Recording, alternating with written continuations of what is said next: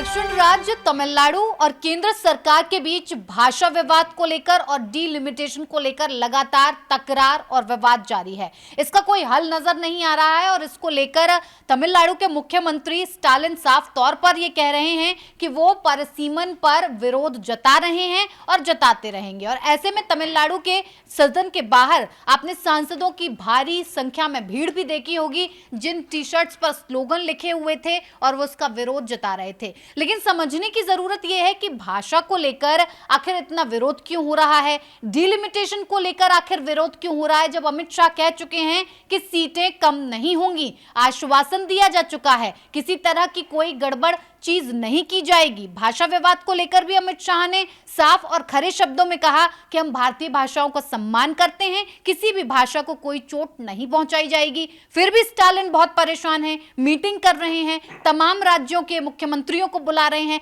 आखिर वो क्या सोच रहे हैं और उनको इतना डर किस बात का सता रहा है? हमारे साथ न्यूज रूम में हमारे सहयोगी साथी और वरिष्ठ साथी भी मौजूद हैं। शैलेंद्र जी हैं, भास्कर जी हैं, विकास और शालू भी मौजूद हैं। शुरुआत में भास्कर जी से करूंगी। भास्कर जी, क्या लग रहा है आपको, डिलिमिटेशन और भाषा विवाद दोनों को ही लेकर? भाषा विवाद तो चलिए बहुत वक्त से चला आ रहा है जो सुलझ नहीं पा रहा है, लेकिन फिलहाल डिलिमिटेशन का मुद्दा बहुत बड़ा स्टालिन को नजर आ रहा है। क्या डर सता रहा है उनको? देखिए, क्षेत्रीय अस्मिता जो होती है ना, ये हमेशा बड़ा मुद्दा बनती है क्षेत्रीय पार्टियों के लिए। तमिलनाडु की तमिल भाषा जो है वो क्षेत्रीय अस्मिता का मामला है। हाँ। उस क्षेत्रीय अस्मिता के दम पर ही वहाँ पे द्रविड़ पॉलिटिक्स और स्टालिन जो है राजनीति करते हैं। तो उस राजनीति को धक्का लग सकता है भाषा से, अगर वहाँ पे हिंदी आती है, ऐसा उनको लगता है। जबकि वो इंग्लिश बोलते हैं, इंग्लिश को बोलचाल की भाषा में मानते हैं और उसको पूरा सम्मान भी देते हैं। हिंदी को स्वीकार नहीं कर रहे हैं क्योंकि उनको लगता है इससे उनकी क्षेत्रीय अस्मिता जो है वो खतरे में आ जाएगी। ठीक है, पहली चीज। अब दूसरी चीज पे आते हैं, डिलिमिटेशन पे। डिलिमिटेशन एक प्रक्रिया है जो हर 10-20 साल में होती, 10 साल में होती। 10 साल या 20 साल, 1952 में हुआ था, उसके बाद अलग अलग समय पे होता रहा है। तो उसमें क्या किया जाता है कि जनसंख्या बढ़ रही है आपके देश की। आपकी जो लोकसभा सीट थी, मान लीजिए पहले 10 लाख लोगों पर एक सीट बनाई गई। ठीक है। अब उस इतने ही इलाके में 20 लाख लोग रह रहे हैं, तो अब उस लोकसभा का बंटवारा किया जाएगा। उस लोकसभा में 2 सीटें बन जाएंगी, मतलब 20 लाख लोगों पे हर 10 लाख पे एक सीट हो जाएगी। तो ये होती है डिलिमिटेशन की प्रक्रिया। तो स्टालिन डरे क्यों है? क्योंकि पूरे दक्षिण भारत की आबादी जो है वो है 25 करोड़ करीब, और यूपी की अकेले आबादी कितनी है? 22 करोड़।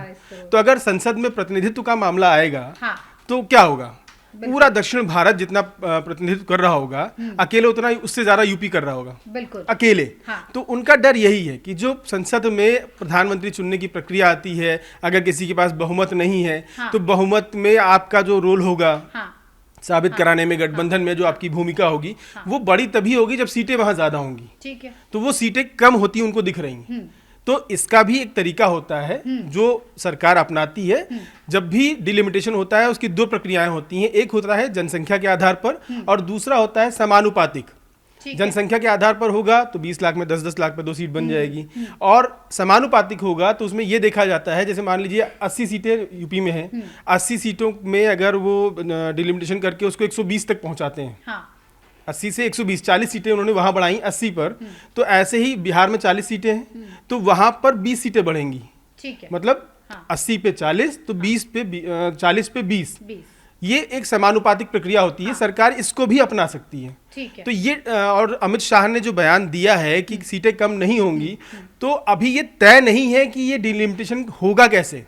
जनसंख्या के आधार पर होगा, समानुपातिक होगा। संविधान क्या कहता है हमारा इस बारे में? दोनों प्रक्रियाएं उसमें सम्मिलित हैं। ये सरकार को तय करना होता है। लद्दाख है, बहुत छोटा सा है, वहाँ एक सीट है। अब उस एक सीट में कितनी आबादी आती है? हो सकता है 5 लाख हो, 8 लाख हो, या हो सकता है 2 ही लाख हो, लेकिन एक लोकसभा सीट है ना वो। तो ऐसे ही सरकार ये तय करती है कि कहाँ पर किस इलाके में ज्यादा प्रतिनिधित्व की जरूरत है। बिल्कुल। उस हिसाब से वो उसको एक जो हमारा बनेगा डिलिमिटेशन कमेटी बनेगी, उसके पास वो सारी चीजें जाएंगी, फिर वो तय करेंगे कि किस इलाके में किस आधार पर इसका हम आकलन करेंगे। बिल्कुल। तो ये डर बहुत अभी मतलब शुरुआत में मैं कहूंगा कि ये केवल एक सियासी डर है।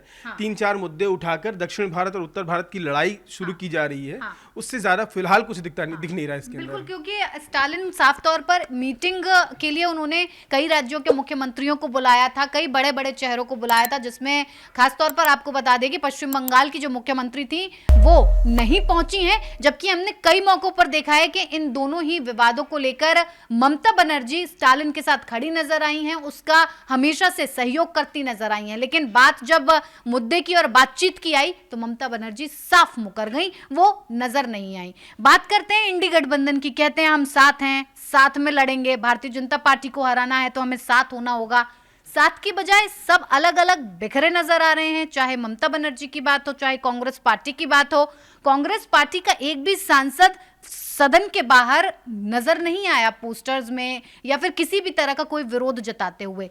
क्या कांग्रेस पार्टी को समझ नहीं आ रहा है कि उसे नॉर्थ के लोगों के साथ रहना है या साउथ के लोगों के साथ?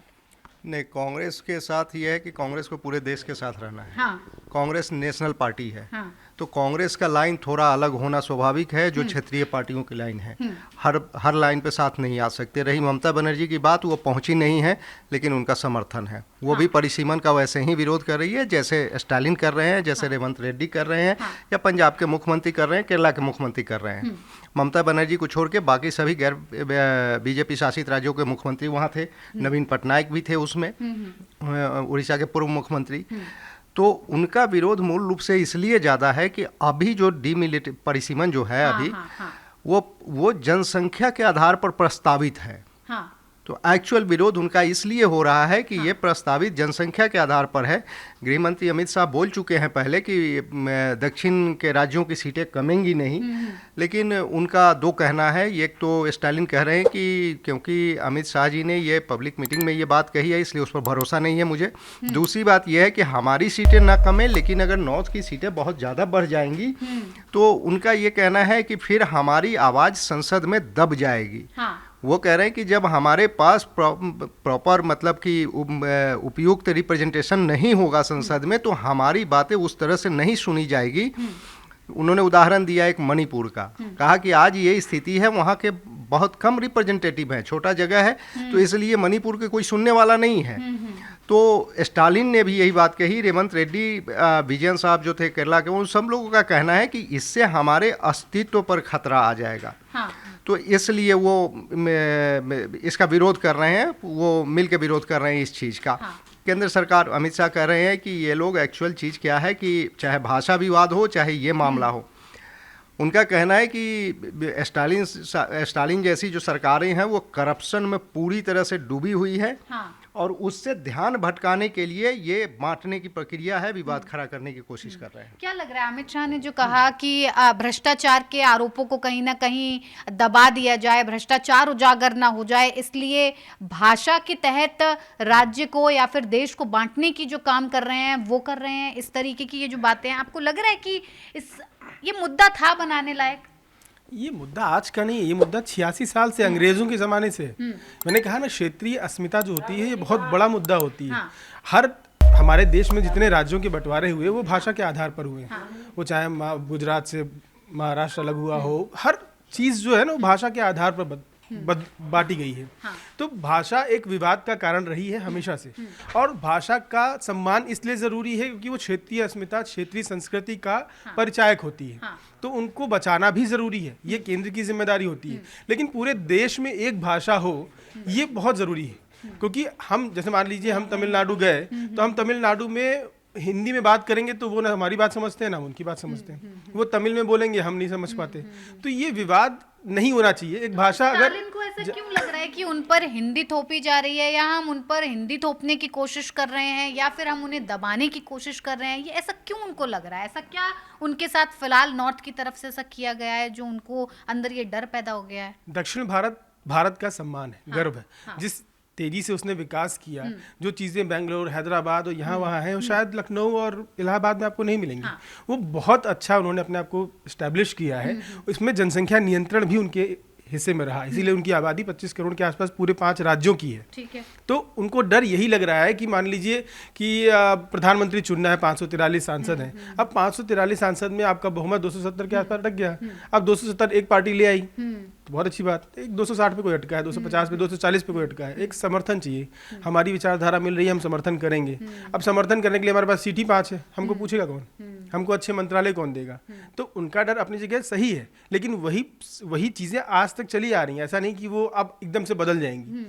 इसमें एक समानुपातिक वाला मैंने बताया, और इवन पवन कल्याण जो है वो बोल भी रहे हैं बार बार कि भैया भाषा जो है थोपी नहीं जानी चाहिए, लेकिन उसका सम्मान भी तो होना चाहिए। बिल्कुल। हिंदी फिल्में डब करते हो ना, साउथ की फिल्में हिंदी में डब करते हो ना, तो क्यों भाई, अगर पैसा कमाना है तो जरूरी है। अच्छा, परिसीमन के लिए भी अब मैं ये विकास है और शालू भी है, ये यूथ है, तो जी ऐड कर देना चाहता हूँ। अमित शाह ने बोला है, उन्होंने कहा है कि भाई तमिल का विरोध नहीं है, हमारी सरकार आएगी तो त्रिभाषा में, 3 भाषाओं में वो कहा कि हमारी सरकार आएगी तो हम तमिल में डॉक्टरी और इंजीनियरिंग की पढ़ाई शुरू कर देंगे। नहीं, ये उन्होंने बोला है कि अभी भी आप पढ़ाइए ना, एग्जाम कराइए ना, उसमें कहीं कोई दिक्कत नहीं है, वो अभी भी है उनके पास। हाँ, तो एक सिंपल सा सवाल, भाषा, कोई भी भाषा, भोजपुरी या आप जहाँ के हैं, भाषा क्या विवाद का कारण है या सम्मान देने वाली चीज़ है? ये डिपेंड करता है कि आप किस ओहदे के लिए बोल रहे हैं, किस चीज़ के लिए बोल रहे हैं। ऐसा होता है कि अगर आप भाषा को केवल उस तरीके से देख रहे हैं कि एक नेशनल जो करिकुलम के तौर पे अगर देख रहे हैं, हिंदी तमिलनाडु में बोली जानी चाहिए कि नहीं बोली जानी चाहिए? मैं मानता हूँ निश्चित तौर पर इससे बहुत ज़्यादा देश का विकास होगा, क्योंकि मैंने कई बार देखा है दिल्ली में जो तमिल के लोग आते हैं, तेलुगु के लोग आते हैं, उनको हिंदी नहीं आती है तो वो लोकेशन पूछ रहे होते हैं, वो पूछ रहे होते हैं ये कहाँ जाना है, फिर उनसे इंग्लिश में बातचीत करो। यही सेम चीज़ हमारे साथ होती है। हम तमिल या जाते हैं, तेलुगु जाते हैं, केरला जाते हैं, कहीं भी आंध्रा जाते हैं, तो हमें वहाँ पर एक तो दूसरी नज़रों से देखा जाता है। फिर हम जब हिंदी में बात करते हैं तो उनके नज़र में अच्छा आप उत्तर भारतीय हो, अपने ही देश में अनजाने बन जाते हैं। अनजाने बन ऐसा ही डर उनको लग रहा है स्टालिन जी को कि डिलिमिटेशन होगा तो हम अपने ही देश में अनजाने हो जाएंगे, संसद में अनजाने हो जाएंगे। तो वो सही लग रहा है उनको। अब इस पे अभी देखो संसद में बहुत बड़ी चर्चा हुई है और आगे आज मीटिंग जो चल रही है, और डिलिमिटेशन भारत के लिए एक अगर नज़र से देखा जाए तो बहुत ज़रूरी है। रिप्रेजेंटेटिव जो एक स्टेट होता है या एक लोकसभा सीट होती है, वो बहुत मायने रखता है। अगर आपकी आवाज़ संसद तक जानी चाहिए तो उसके लिए एक आपका सीधा जो कनेक्ट होता है, जो आपका प्रभारी कह सकते हैं, जो मैं समझ सकता हूँ कि प्रतिनिधित्व बहुत ज़रूरी है। डिलिमिटेशन क्या ऐसा लग रहा है जनसंख्या के आधार पर ही होगा, प्रस्तावित है तो? देखिए, अभी तक जैसा कि स्टालिन इतना विरोध जता रहे हैं, उनका एक डर जो आप भी हम लोगों ने सुना कि आपने जिस तरह से समझाया कि वो सही है उनका डर कि अगर जनसंख्या इधर की नॉर्थ की बढ़ी रहेगी तो उनको उन चीज़ों से दिक्कत होगी। लेकिन बात यह है कि अगर संविधान में कुछ नियम बने हैं तो वो सबको सोच समझ के बने हैं, और जब सरकार की तरफ से अमित शाह बोल रहे हैं कि हम उधर की सीट नहीं घटाएंगे तो उनको थोड़ा सोचना का समय मतलब सोचना चाहिए इस मुद्दे पे। बात डिलिमिटेशन की प्रक्रिया जब भी होगी, कमेटी बनेगी तो उसमें सारे राज्यों का सहयोग होगा, उनसे बातचीत करके ही बनेगी। हाँ बिल्कुल, क्योंकि संविधान तो हम जितना भी संविधान के बारे में जानते हैं, भारत का संविधान ऐसा है जो सबको समान अधिकार देता है। तो हम किसी राज्य को, चाहे वो नॉर्थ का हो या साउथ का हो, उसको भी तो समान अधिकार मिलेगा ही। ये तो संविधान में हमारे लिखा हुआ है, वो तो कोई नहीं छीन सकता है। मतलब दक्षिण भारत का जो डर है, स्टालिन का जो डर है, वो कुछ हद तक सही है, लेकिन डराने वाला नहीं है कि उस पर आप जनता को डराएं। भाषा हो, डिलिमिटेशन हो या कोई भी मुद्दा हो, क्षेत्रीय अस्मिता अपना मुद्दा हो सकती है, उसका सम्मान ज़रूरी है, लेकिन देश एक है, अखंड है, और उसमें किसी का अधिकार मारा नहीं जाएगा। जब ये केंद्र सुनिश्चित कर रहा है तो उस पर भी विचार होना चाहिए, केवल राजनीति नहीं। अपनी राय, अपने कमेंट हमें ज़रूर भेजें, हमें उनका इंतज़ार रहेगा। न्यूज़ कॉरिडोर्स आप हमें यूट्यूब पर, इंस्टाग्राम पर, एक्स पर और फेसबुक पर फॉलो कर सकते हैं।